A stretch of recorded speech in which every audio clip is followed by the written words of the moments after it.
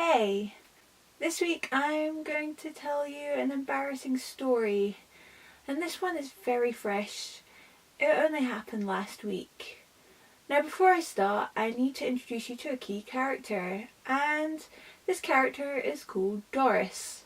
Now anytime I imagine a Doris, I think, lovely old lady, probably wears beige and floral dresses, spends her time knitting and baking for fun. She probably also enjoys drinking tea and reading books in front of the fire. Actually, the more I think about it, if we take away the floral dresses and beige, we're not far off describing me here.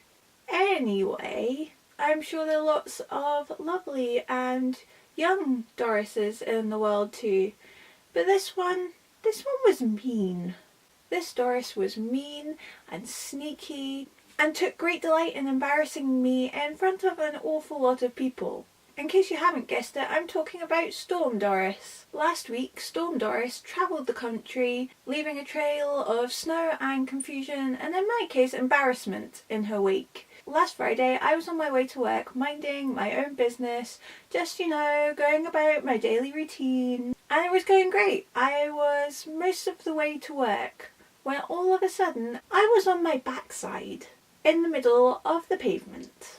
One moment I was upright, next moment I was sprawled out on the floor like a complete mess. That's right, Doris had managed to put a huge slab of black ice right on the pavement on the way to work. Now at this point, the story doesn't sound too awful. I slipped on the ice, so what? I fell on my hand and banged my knee, which is not the end of the world.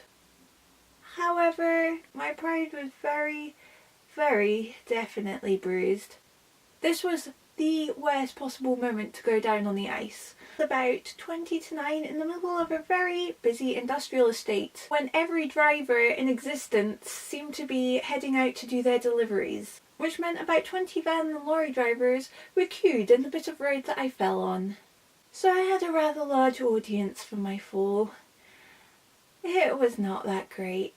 And to make matters worse, a lady was walking towards me and she had to take out her earphone to check that I was okay. I just sort of picked myself up and dusted myself off and tried to laugh about it. Meanwhile, on the inside, I was cringing so badly.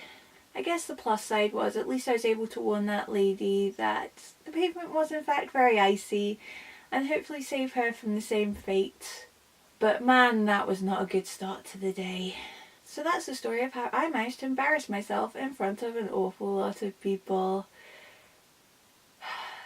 Hopefully it provided at least a little bit of entertainment for them. Never mind. So if you too have a tale of public embarrassment to share, please send it my way, so I know I'm not alone in this. And on that note, a very embarrassed goodbye.